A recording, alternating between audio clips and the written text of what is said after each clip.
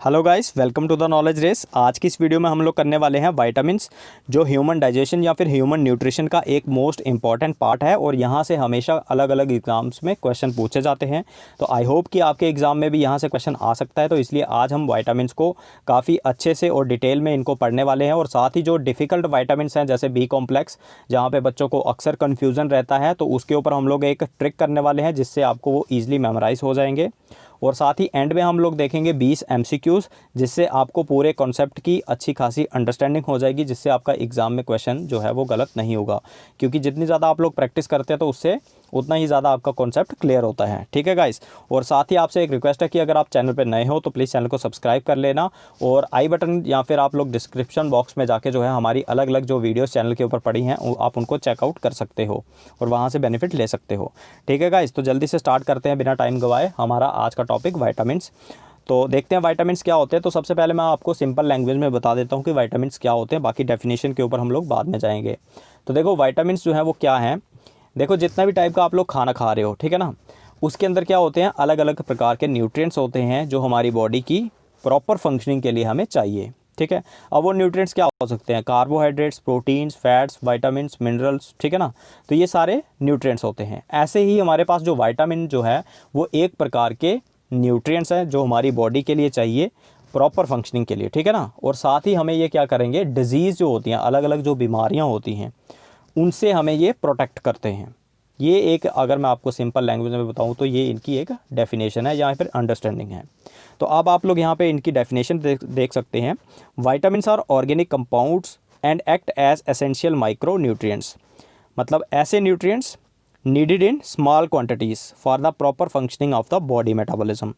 मतलब ये कि ऑर्गेनिक कंपाउंड्स हैं जो एक एसेंशियल माइक्रो न्यूट्रिएंट्स है। अब माइक्रो न्यूट्रिएंट का मतलब यहाँ पे ये है कि ये काफ़ी कम मात्रा में हमारी बॉडी को चाहिए। ऐसा नहीं कि जैसे कार्बोहाइड्रेट आप लोग देखो, जितने भी आप लोग टाइप के अलग अलग अनाज हैं, जैसे आपका चावल है या गेहूं है या बाजरा वगैरह है या मक्की है, उससे आपको कार्बोहाइड्रेट मिल रहा है और आप लोग काफ़ी ज़्यादा क्वांटिटी में खा रहे हो। तो ऐसा नहीं कि विटामिन्स भी आपको इतनी ही ज़्यादा क्वांटिटी में चाहिए, ये एक बिल्कुल छोटी सी क्वांटिटी में चाहिए।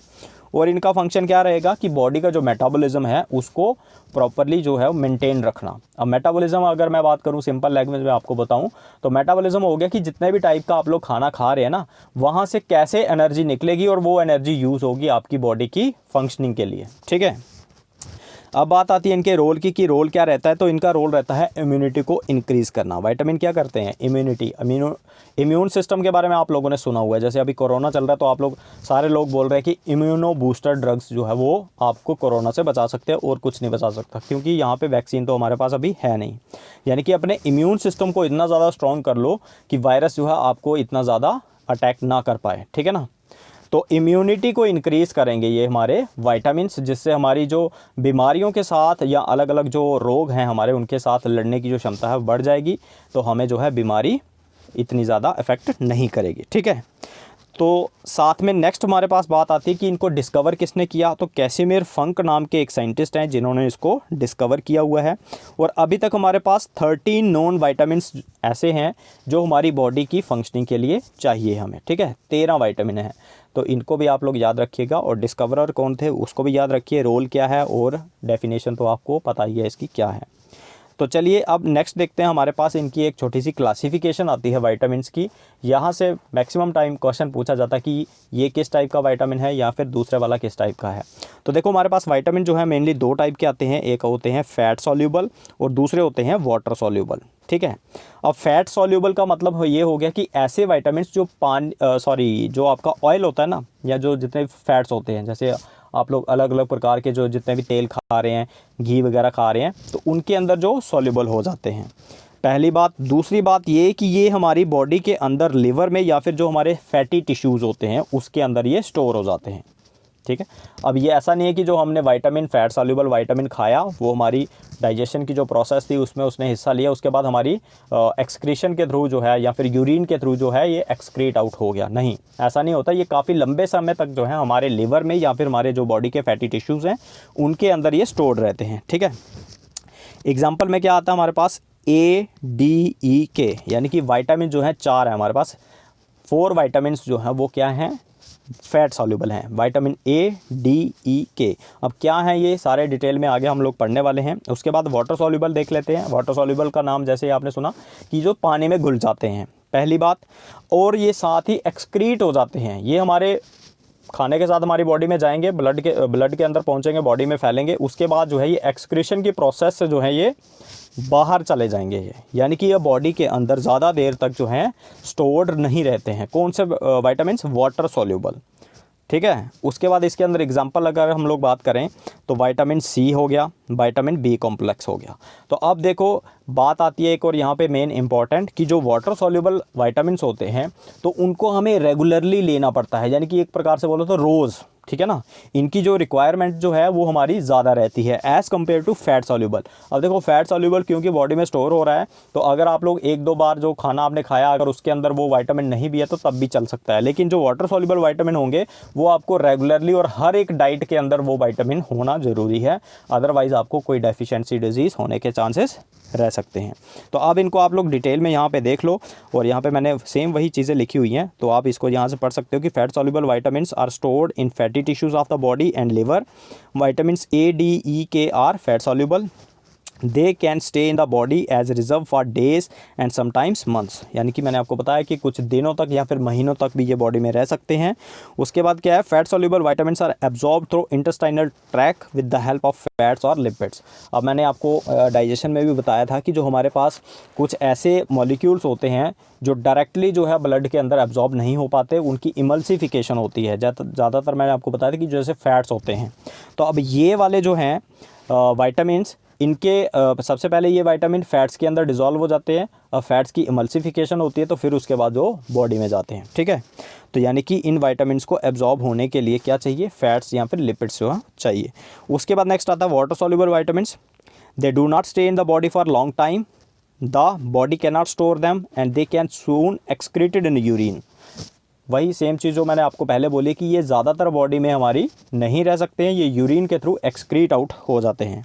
Because of this water soluble vitamins need to be replaced more often than fat soluble ones, ठीक है।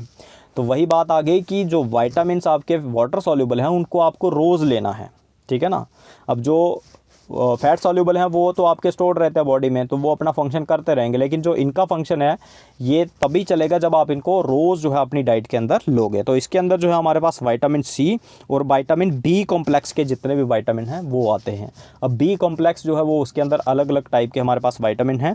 तो बेसिकली अगर आप लोग देखो तो फैट सॉल्युबल के अंदर 4 हैं और वाटर सॉल्युबल के अंदर 2 हैं, और बी के जो है फर्दर सब टाइप्स हैं। तो नेक्स्ट देखते हैं, आप लोग यहाँ पे एक चार्ट देख रहे होंगे, इसकी मदद से अब हम लोग इनको पढ़ने वाले हैं। सबसे पहले हम लोग देखेंगे कि विटामिन कौन सा है, उसका केमिकल नेम क्या है, फिर डेफिशिएंसी डिजीज़ कौन सी है और सोर्सेज कौन कौन सी हैं। तो अब मैं आपको ये बता दूं कि यहाँ पे क्वेश्चन कैसे पूछा जाता है। सबसे पहले तो क्लासिफिकेशन के ऊपर क्वेश्चन आ जाता है कि विटामिन कौन सा है, फैट सॉल्युबल है या फिर वाटर सॉल्युबल है। यहाँ आपको पूछा जाएगा कि कौन सा विटामिन इनमें से हमारी बॉडी में काफ़ी लंबे समय तक स्टोर रहता है, ठीक है, या फिर कौन से ऑर्गन में स्टोर रहता है। तो वैसे क्वेश्चन पूछ सकते हैं, या फिर आपको एक विटामिन दे देंगे, उसका केमिकल नेम पूछेंगे, या फिर उसकी आगे डेफिशिएंसी डिजीज़ दे देंगे कि इससे डेफिशिएंसी डिजीज़ कौन सी होती है, या फिर आपको कोई सोर्स दे देंगे कि बताओ इसके अंदर जो है सबसे ज़्यादा विटामिन कौन सा पाया जाता है, ठीक है। तो इस टाइप से यहाँ से क्वेश्चन आते हैं। तो सबसे पहले हम लोग देखते हैं, हमारे पास विटामिन ए है। तो विटामिन ए का जो केमिकल नेम है वो रेटिनॉल है, और यहाँ से होने वाली जो डेफिशिएंसी डिजीज़ हैं वो कौन कौन सी है। नाइट ब्लाइंडनेस, इसके अंदर क्या होता है, इसको हम निक्टेलोपिया भी बोलते हैं। इसमें जो आदमी जो है रात को या फिर डिम लाइट में जो है क्लियरली नहीं देख पाता। उसके बाद ज़ीरोथैल्मिया है। ज़ीरोथैल्मिया में क्या होता है, आइज़ के अंदर जो है मतलब टीयर्स नहीं बनते पूरी, मतलब अच्छे तरीके से टीयर्स नहीं बनते, जिसकी वजह से वो ड्राई होने लगती है। उसके बाद केराटोमेलेसिया है। तो इसके अंदर भी क्या रहता है, ड्राइंग रहती है, टीयर्स जो हैं अच्छे नहीं बनते, और साथ में जो हमारा कॉर्निया होता है ना वो क्लाउडी होने लगता है, जिससे आदमी को धुंधला दिखाई देगा, ठीक। अब इसके सोर्सेज आप लोग यहाँ पे यार पढ़ सकते हो। अब इतना ज़्यादा डिटेल में जाए तो वीडियो जो है काफ़ी ज़्यादा लंबा हो जाएगा। तो विटामिन ई के सोर्सेज आप लोग देख लो, कैरेट्स है, पपाया है, मिल्क है, फिश लिवर ऑयल है, उसके बाद ग्रीन वेजिटेबल्स। तो आपने सुन भी रखा है कि जितने भी ग्रीन पत्तेदार सब्जियां होती हैं उसके अंदर विटामिन होता है, और दूध वगैरह के अंदर भी काफ़ी अच्छा खासा पाया जाता है। नेक्स्ट हमारे पास विटामिन डी। तो विटामिन डी आपको पता है हड्डियों के लिए बहुत ज़रूरी होता है। तो ये 2 टाइप के विटामिन होते हैं, एक होता है कैल्सीफिरोल जिसको D2 कहते हैं, एक होता है कॉलीकैल्सीफिरोल जिसको D3 कहा जाता है। अब इससे जो है डेफिशिएंसी डिजीज़ दो होती हैं। रिकेट्स जो होती है bending of bones in children, बच्चों के अंदर जो है बोन्स बेंड कर जाती हैं। और ओस्टियोमेलेसिया जो होती है ये एडल्ट्स के अंदर होती है, ठीक है। तो ये भी इसके अंदर होता क्या है, बेसिकली बोन्स जो है वो सॉफ्ट हो जाती है, यानी कि उनकी डेंसिटी इतनी ज़्यादा नहीं रहती। और इसके भी अंदर जो अगर हम लोग बोलें सोर्सेज की बात करें तो हमारे पास आपने सुना ही होगा सनलाइट लेने से विटामिन डी बनता है, यानी कि बेसिकली स्किन के अंदर जो है एक कंपाउंड रहता है इनएक्टिव फॉर्म में, सनलाइट की वजह से वो एक्टिव फॉर्म में आ जाता है, यानी कि विटामिन डी की फॉर्म में आ जाता है। तो सनलाइट जो है, उसके बाद मिल्क है, मशरूम है, फ़िश लिवर ऑयल है, एग यॉक वगैरह जो है इसके सोर्सेज रहेंगे हमारे पास। नेक्स्ट आता है हमारे पास विटामिन ई, ठीक है, जिसको हम लोग कहते हैं एंटी स्टेरिलिटी विटामिन बी कहते हैं इसको। तो इसका जो केमिकल नेम है टोकोफिरोल्स है। और इनके जो डेफिशिएंसीज है क्या होता है हमारे पास, जैसे आरबीसीज की डिस्ट्रक्शन होती है जिसको हेमोलिटिक एनीमिया कहते हैं, यानी कि हाँ हमारे आरबीसीज जो है वो अपने आप यानी कि इस विटामिन की डेफिशिएंसी से मरने लगते हैं, जिसको हेमोलिटिक एनीमिया कहेंगे। या फिर एटैक्सिया या फिर इनफर्टिलिटी हो जाती है। अब इनफर्टिलिटी आप लोग जानते हो। और एटैक्सिया जो होता है इसमें बेसिकली जो मसल्स हैं और जो हमारा कोऑर्डिनेशन सिस्टम है यानी कि ब्रेन का, वो आपस में मतलब प्रॉपरली वर्क नहीं कर पाते, ठीक है ना। आपको पता है कि जितने भी हमारे बॉडी की जो मूवमेंट है यानी कि वो मसल्स के द्वारा हो रही हैं, और हमारे माइंड का, ब्रेन का और जो हमारे मसल्स हैं उनका एक प्रॉपर कोऑर्डिनेशन रहता है, जिसकी वजह से हम लोग चल रहे हैं, बोल रहे हैं, खा पी रहे हैं, जो भी काम कर रहे हैं। इसके अंदर एटैक्सिया के अंदर ऐसा नहीं होता। एक प्रॉपर जो है हमारी कोऑर्डिनेशन नहीं रहती मसल्स की और ब्रेन की, जिसकी वजह से हमारी जो है अजीब अजीब सी जो है मूवमेंट्स होती हैं, जहाँ बोलने में दिक्कत आती है, ठीक है।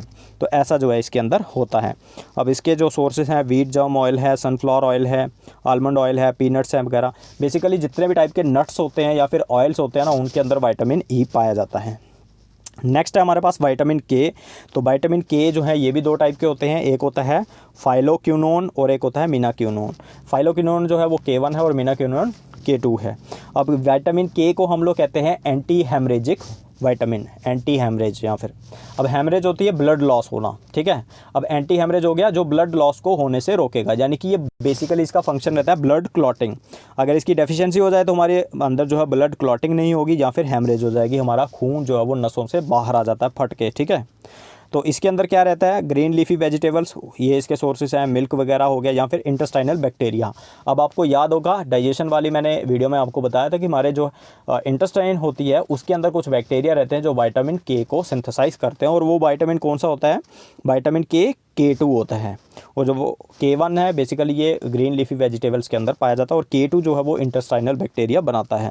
तो ये काफ़ी इंपॉर्टेंट विटामिन है हमारा, क्योंकि ये हमारी ब्लड क्लॉटिंग में हेल्प करता है। बेसिकली होता क्या है कि एक प्रोटीन होती है प्रोथ्रोम्बिन, कौन सी, प्रोथ्रोम्बिन, तो ये उसको बनाने में हेल्प करता है। और प्रोथ्रोम्बिन का क्या फंक्शन रहता है, ब्लड को रोकना, यानी कि ब्लड को क्लॉट कराना, ठीक है।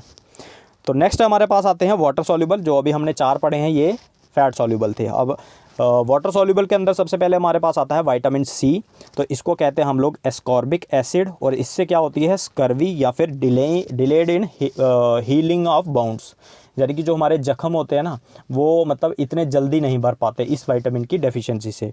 और साथ में होती है स्कर्वी, तो स्कर्वी होती है ब्लीडिंग ऑफ गम्स, जो आपके मसूड़े वगैरह हैं वहाँ से खून वगैरह आने लगता है, तो उसको स्कर्वी कहेंगे। उसके बाद इसके जो सोर्सेज हैं, पपाया है, कीवी, आंवला, गावा, सिट्रस फ्रूट्स, टमाटोज़ वगैरह, जितने भी मोस्टली हमारे पास खट्टे फ्रूट्स होते हैं जिनको हम लोग सिट्रस फ्रूट्स कहते हैं, जैसे ऑरेंजेस वगैरह हैं आपके, ठीक है ना, आंवला वगैरह, ये जितने भी यहाँ पे लिखे हैं, तो इनके अंदर विटामिन सी पाया जाता है। नेक्स्ट हमारे पास आते हैं बी कॉम्प्लेक्स। अब बी कॉम्प्लेक्स के अंदर बहुत सारे अलग अलग विटामिन हैं। तो सबसे पहले हमारे पास आता है विटामिन B1, जिसको हम लोग केमिकली थायामीन कहते हैं, और इससे होती है बेरी।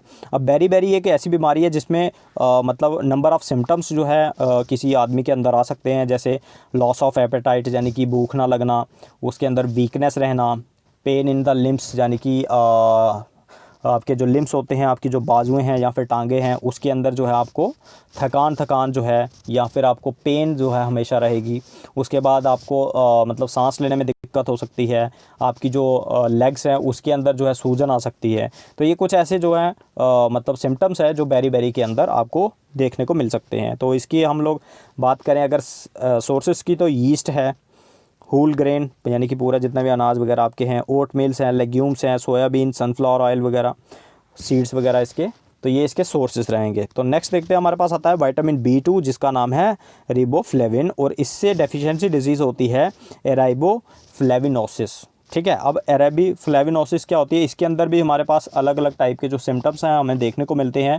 जैसे आपके मुंह के अंदर छाले हो सकते हैं, स्किन के अंदर जो आपको क्रैक्स वगैरह देखने को मिल सकते हैं, तो एराइबोफ्लेविनोसिस में ये चीज़ होती है आपकी जो विटामिन B2 है। और आपको मेनली इसमें जो है इसका याद रखना है कि इसका केमिकल नेम क्या होता है, राइबोफ्लेविन या रिबोफ्लेविन भी आप लोग इसको बोलते हो। तो इसके अंदर सोर्सेज वगैरह आप लोग देख लीजिए, green leafy vegetables, cereals, mushroom, milk, almonds वगैरह, तो ये इसके सोर्सेज हैं। नेक्स्ट है हमारे पास विटामिन B3 जिसको हम नायासिन या फिर निकोटिनिक एसिड कहते हैं, और इससे होती है प्लेजरा। और प्लेजरा के अंदर भी जो है हम नंबर ऑफ सिम्टम्स जैसे इन्फ्लेम्ड स्किन, यानी कि आपकी स्किन के अंदर सूजन रहेगी, आपके मुंह के अंदर छाले रह सकते हैं, उसके बाद डायरिया हो सकता है, डर्मेटाइटिस हो सकता है। डर्मेटाइटिस बोले तो मतलब स्किन जो है आपकी वो इन्फ्लेम्ड हो जाती है, जो मैंने आपको बताया स्टार्टिंग में। उसके बाद डिमेंटिया, यानी कि आपको थिंकिंग में, मेमोरी में या आपके बिहेवियर में जो है मतलब प्रॉपरली फंक्शन नहीं कर पाती वो, ठीक है ना, आप अच्छे से सोच नहीं सकते हो, आपकी मेमोरी जो है चीज़ें आपको याद रहती हैं, कुछ नहीं रहती हैं, तो वो हो गया डिमेंटिया। इसलिए जो है प्लेजरा होती है इसको कहते हैं 3D, क्या बोलते हैं इसको, 3D डिजीज़, क्या बोलते हैं, 3D डिजीज़। ये 5 नहीं है बेसिकली, ये है हमारे पास 3D, इसको डिजीज़ बोलते हैं आगे। अब एग्ज़ाम में आपको ये भी क्वेश्चन आ सकता है कि 3D डिजीज़ कौन सी है। इसमें बेसिकली 3D के जो है हमारे पास बीमारियां होती है, जैसे डिमेंटिया, उसके बाद डायरिया, उसके बाद डर्मेटाइटिस, इसलिए इसको 3D डिजीज़ कहते हैं हम लोग। नेक्स्ट है हमारे पास विटामिन B6 जिसको हम लोग कहते हैं पायरिडॉक्सिन या फिर पायरिडॉक्सामीन। इसके अंदर क्या होता है, डेफिशिएंसी जो है इसकी डैंड्रफ लाइक इरप्शंस या फिर डिप्रेशन या फिर नर्वसनेस, यानी कि आदमी को जो है थोड़े मतलब स्ट्रेस वगैरह फील करेगा, वो नर्वस रहेगा। जैसे आप लोग देखते हैं ना, बच्चे वगैरह या कुछ लोग भी जो है वो नर्वस फील करते हैं। उसके बाद जो है आपके शरीर के ऊपर जो है स्केली स्किन हो जाती है, ठीक है ना, जैसे ऐसा लगता है कि डैंड्रफ यहाँ से निकल रहा है। तो इसके सोर्सेज हैं हमारे पास, फ़िश है, बीफ लिवर है, पोटैटोज़ हैं, या फिर हमारे पास स्टार्ची वेजिटेबल्स जिनके अंदर स्टार्च रहता है, जैसे आपके पास पोटैटो वगैरह होता है, ठीक है, या फिर आपके पास स्वीट पोटैटो होता है।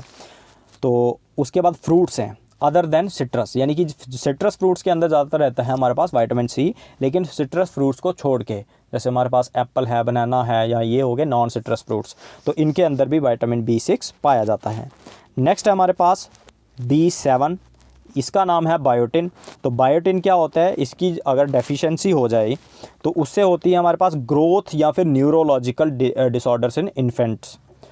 न्यूरोलॉजिकल यानी कि दिमागी जो है वो बच्चा ठीक नहीं रहेगा और ना ही उसकी प्रॉपरली ग्रोथ होगी। तो इसके जो सोर्सेज हमारे पास रा एग यॉक है, लिवर है, उसके बाद पीनट्स हैं, यीस्ट है, होल व्हीट ब्रेड है, जो ब्रेड वगैरह होती है आपकी, उसके बाद चीज़ वगैरह है, पोर्क वगैरह है, ये इसके जो है हमारे पास सोर्सेस हैं। नेक्स्ट हमारे पास विटामिन B9, तो इसके अंदर जो है इसका केमिकल नेम फॉलिक एसिड है, और इससे क्या होता है मैक्रोसिटिक एनीमिया, और साथ ही साथ होते हैं बर्थ डिफेक्ट्स। क्या होता है इससे, एक होता है मैक्रोसिटिक एनीमिया और दूसरा होता है बर्थ डिफेक्ट्स होते हैं।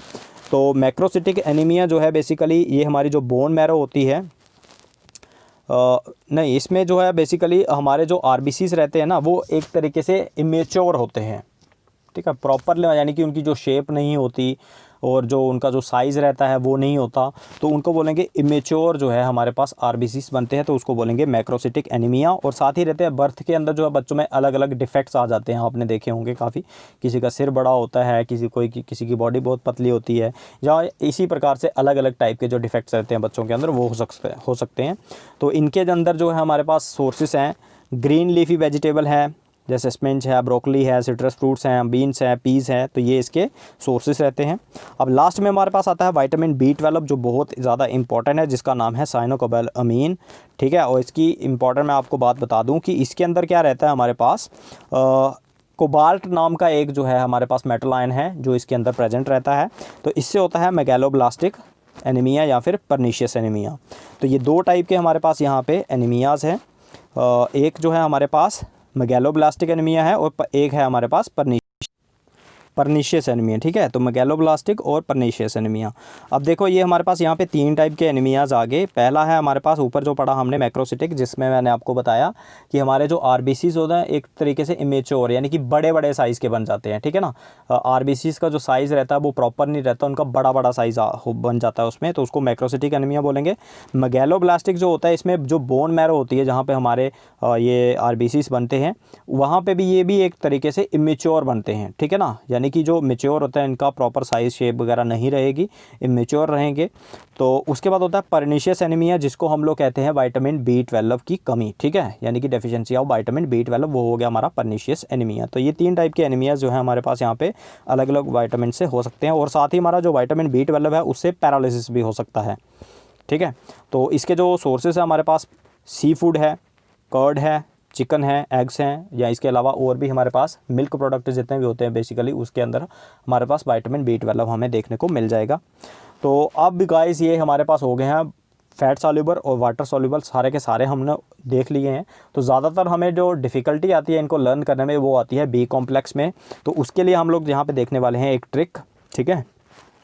तो जिससे जो है आपको ये ईज़िली थोड़े मतलब मेमोराइज़ हो जाएंगे, जिससे आप ईज़िली जो है इस चीज़ को मतलब पिकअप कर सकते हो कि कौन कौन से विटामिन जो है उससे क्या क्या बीमारी वगैरह हो जाती है, या फिर उनके केमिकल नेम वगैरह क्या हैं। तो हमारे पास ये देखो यार ट्रिक क्या है, बिल्कुल सिंपल सी है। यहाँ पे एक लड़का है तरुण जो पुल के ऊपर चल रहा है और वो बहुत फास्ट चल रहा है, ठीक है। एक लड़का है तरुण जो पुल के ऊपर बहुत फास्ट चल रहा है। तो यहाँ पे ट्रिक क्या बनाई है हमने, तरुण पुल पर बहुत फास्ट चला, ठीक है, सिंपल सा है, तरुण पुल पर बहुत फास्ट चला। तो अब देखो यहाँ पे तरुण का जो टी है यहाँ से हम लोग एक विटामिन का नेम निकालेंगे, फिर आर से, फिर एन से, फिर पी से, जितने मतलब जो ग्रीन कलर में दिए हुए हैं ना इनसे जो है हम लोग एक नाम निकालेंगे विटामिन का, और उसी से जो है हम लोग उसको मेमोराइज रखेंगे। तो सबसे पहले आप लोगों ने विटामिन को लिख लेना है कि B1 है, B2 है, B3 है, फिर 4 नहीं आएगा, फिर 5 आएगा। कौन सा आएगा, 4 नहीं आएगा, यानी कि विटामिन B4 नहीं होता, विटामिन B5 होता है। उसके बाद विटामिन 6 होता है, फिर 7 होता है, फिर 8 नहीं होता, फिर 9 होता है। यानी कि आपको सीधा आपने रखना है कि 4 भी नहीं होता, उसके बाद 8 भी नहीं होता, फिर उसके बाद तो लास्ट ही बचता है हमारे पास विटामिन B12, ठीक है। तो क्या क्या आ गया हमारे पास, विटामिन B1, B2, B3, उसके बाद 4 नहीं होगा, B5 होगा, फिर 6 होगा, फिर 7 होगा, फिर उसके बाद 8 नहीं होगा, फिर 9 होगा, फिर उसके बाद सीधा 12 होगा, ठीक है। तो अब जो T है तो उससे आपने आगे लिख लेना है थायामीन, फिर R जो है, ठीक है ना। आप सीक्वेंस देख रहे होंगे, जैसे मैंने सीक्वेंस लिख रखा है यहाँ पे सेम वैसे ही आपने इसको मेमोराइज़ करना है। तो विटामिन B1 के आगे आ गया टी, और उससे हो जाएगा हमारा थायामीन, और थायामीन से अभी आपने पढ़ा कि कौन सी बीमारी होती है, बेरी। उसके बाद B2 है, उसके सामने लिखना है आर, और आर से क्या हो गया, रिबोफ्लेविन, और इससे क्या होती है, ड्राई स्किन या फिर एराइबोफ्लेविनोसिस। उसके बाद B3 है, ये होता है, इसके आगे लिखेंगे आप एन, और एन से हो गया नायसिन, और इससे होती है प्लेजरा।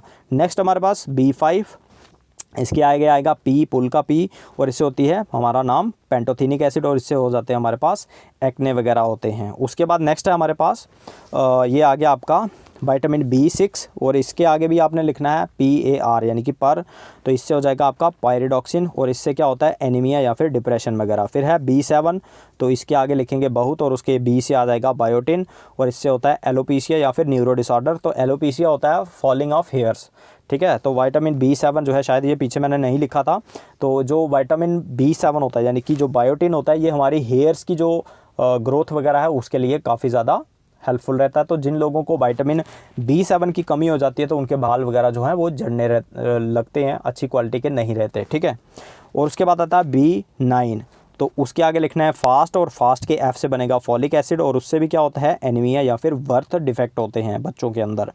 फिर लास्ट में आता है विटामिन B12, उसके आगे लिखना है चला, तो चला के जो C से बनेगा साइनोकोबालामीन, और इससे होता है परनीशियस एनीमिया। ठीक है गाइस, आई होप कि आपको ये ट्रिक पसंद आई होगी।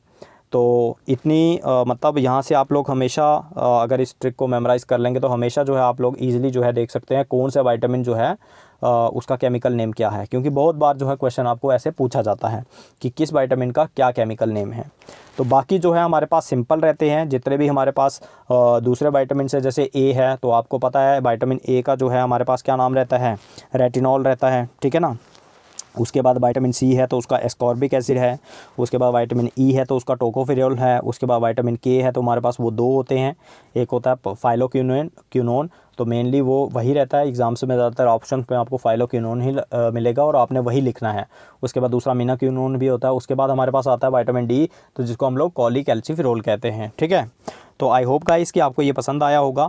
तो अब हम लोग देख लेते हैं अपने MCQs, जो मैंने आपको प्रॉमिस किया था कि हम लोग इसके ऊपर MCQs भी करेंगे। तो जल्दी से, वीडियो काफ़ी लंबा जा रहा है तो इसलिए हम लोग जल्दी से MCQs देख लेते हैं हमारे क्या क्या MCQs हैं।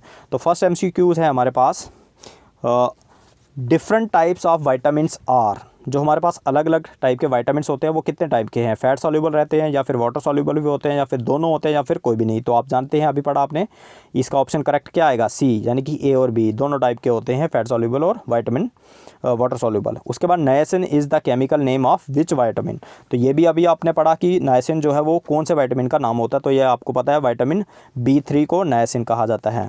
नेक्स्ट क्वेश्चन हमारे पास, fat soluble vitamins are. Fat soluble कौन कौन से होते हैं, तो आपको पता है विटामिन ए, डी, ई, के को जो है हम लोग क्या बोलते हैं, फैट सॉल्युबल।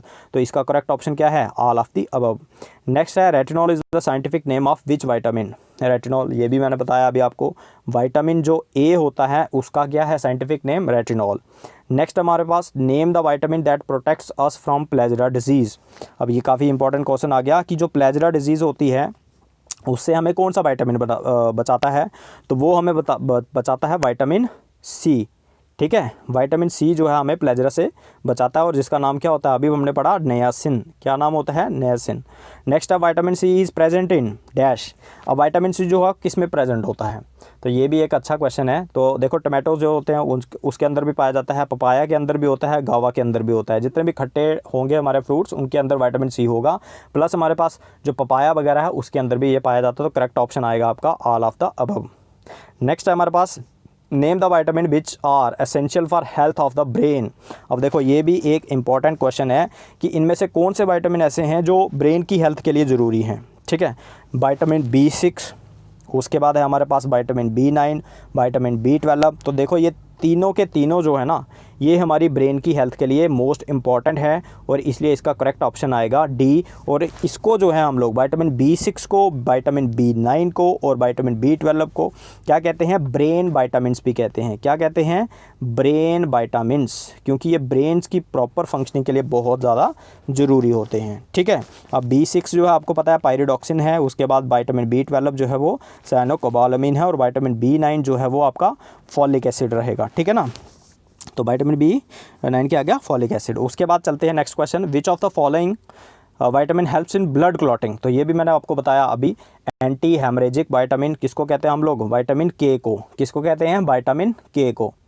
नेक्स्ट है हमारे पास, which is the leading cause of blindness in children. बच्चों के अंदर जो ब्लाइंडनेस होती है वो किसकी वजह से होती है, तो ये आप लोग सारे ही जानते हो यार, विटामिन ए जो है वो हमें ब्लाइंडनेस से बचाता है। तो करेक्ट ऑप्शन क्या है, विटामिन ए। आगे है, which of the following vitamin deficiency causes beri. अब बेरी जो है वो किससे होती है, तो बेरी जो अभी हमने पढ़ा था पीछे, विटामिन B1, ठीक है, जिसका नाम क्या है, केमिकल थायामीन। नेक्स्ट क्वेश्चन है, which of the following nutrient causes megaloblastic anaemia. ठीक है, मेगैलोब्लास्टिक एनीमिया जो है, एक मैक्रोसिटिक हमने पढ़ा था, दूसरा पढ़ा था मेगैलोब्लास्टिक। तो अब ये किसकी वजह से होता है, फॉलिक एसिड की वजह से, नियासिन की वजह से, पायरिडॉक्सिन की वजह से, या फिर आपका कोबालामीन से, ठीक है, जिसको साइनोकोबालामीन भी कहा जाता है। तो अब देखो, मैक्रोसिटिक जो होता था वो आपका रहता था किसकी वजह से, एक विटामिन था B9 की वजह से, ठीक है ना, फॉलिक एसिड। जो आपका मैक्रोसिटिक एनीमिया होता है वो फॉलिक एसिड से होता है और मेगैलोब्लास्टिक होता है जो आपका साइनोकोबालामीन यानी कि विटामिन B12 की कमी से होता है, ठीक है गाइस। नेक्स्ट है, which of the following vitamin is also known as cobalamin. तो ये आपको पता ही है यार, विटामिन B12 को जो है साइनोकोबालामीन या कोबालामीन कहा जाता है। नेक्स्ट क्वेश्चन हमारे पास, biotin is the chemical name of which vitamin. Biotin जो है वो कौन से विटामिन का नाम है, तो ये हमारे पास होता है विटामिन B7। उसके बाद है calcium deficiency in the body occurs in the absence of. Calcium deficiency कब हो जाती है हमारी बॉडी में, जब कौन सा विटामिन जो है वो कम हो जाए। तो ये भी आप लोग नेचुरली जानते हो यार, विटामिन डी जो है हमें हेल्प करता है कैल्शियम को एब्जॉर्ब करने में और बोन्स तक ले जाने में, ठीक है ना। तो अगर इसकी कमी हो जाएगी तो हमारी बॉडी के अंदर कैल्शियम की डेफिशिएंसी हो जाएगी। तो इसका करेक्ट ऑप्शन विटामिन डी है। नेक्स्ट है हमारे पास, which of the following is correctly matched. इनमें से कौन सा जो है करेक्टली मैच्ड है। तो ये देखो यार, विटामिन ई जो है ये टोकोफेरोल, तो यही करेक्ट है हमारे पास। विटामिन डी रेबोफ्लेविन नहीं होता, ये होता है हमारे पास कॉलीकैल्सिफेरोल। उसके बाद विटामिन बी है, और बी कौन सा होता है तो ये यहाँ पे मेंशन नहीं है, तो ये आगे ही करेक्ट इनकरेक्ट है। उसके बाद विटामिन ए है, तो ये रेटिनॉल होता है, यहाँ पर थायमिन लिखा हुआ है। तो हमारे पास करेक्ट ऑप्शन क्या है, विटामिन ई जो है वो टोकोफेरोल होते हैं। उसके बाद हु डिस्कवर्ड द विटामिन को किसने डिस्कवर किया, तो ये भी आप लोग जानते हैं, कैसिमिर फंक जो है उन्होंने डिस्कवर किया हुआ है। नेक्स्ट है, which one of the following is a fat soluble vitamin and it's related deficiency disease. इनमें से कौन सा जो है, सबसे पहले आपने देखना है फैट सॉल्युबल विटामिन है। तो फैट सॉल्युबल कौन सा होता है आपका, ए यहाँ पे लिख लो, उसके बाद डी और उसके बाद के। अब देखो यहाँ पे कौन सा है, यहाँ पे रेटिनॉल तो है, विटामिन ए, उससे क्या होता है, जीरोथैल्मिया होता है, बिल्कुल होता है। उसके बाद कोबालामीन, तो ये तो बी कॉम्प्लेक्स है यानी कि वाटर सॉल्युबल है। उसके बाद कॉलीकैल्सिफेरोल है आपका, ये डी है, इससे प्लेजरा होता है, बिल्कुल नहीं होता। उसके बाद एस्कॉर्बिक एसिड है, तो एस्कॉर्बिक एसिड कौन सा होता है, सी, तो ये तो वाटर सॉल्युबल है। तो करेक्ट ऑप्शन क्या बना यार हमारा, ए रेटिनॉल वाला, ठीक है। उसके बाद है, which of one of the following metal ion is present in the vitamin B12. Vitamin B12 के अंदर कौन सा मेटल आयन होता है, तो ये मैंने आपको भी बताया, साइनोकोबालामीन यानी कि कोबाल्ट रहता है। और नेक्स्ट है हमारे पास, pernicious anaemia is also called as. Pernicious anaemia को हम लोग क्या कहते हैं, तो उसको कहते हैं विटामिन बी12 की डेफिशिएंसी। क्या कहते हैं, अगर विटामिन बी12 की डेफिशिएंसी है तो यानी कि आपको परनीशियस एनीमिया है, क्योंकि विटामिन बी12 जो होता है ना, ये इसका काफ़ी ज़्यादा रोल रहता है आपके ब्लड की फॉर्मेशन के अंदर, ठीक है। Which one of the following vitamin is also called as anti sterility vitamin. तो एंटी स्टेरिलिटी विटामिन किसको कहा जाता है, विटामिन ई को, ठीक है। क्योंकि अगर इसकी डेफिशिएंसी हो जाए हमारी बॉडी में तो इन फर्टिलिटी जो हो आपको हो सकती है, ठीक है, किसी भी आदमी को इनफर्टिलिटी हो सकती है, तो इसलिए इसको एंटी स्टेरिलिटी बोला जाता है। तो आई होप गाइस कि आपको ये आज का वीडियो पसंद आया होगा, क्योंकि इसके अंदर जो है हमने काफ़ी सारी चीज़ें जो है कवर की हैं जो आपके एग्ज़ाम पॉइंट ऑफ व्यू से काफ़ी इंपॉर्टेंट थी। तो मिलते हैं नेक्स्ट वीडियो में, तब तक के लिए हैप्पी लर्निंग।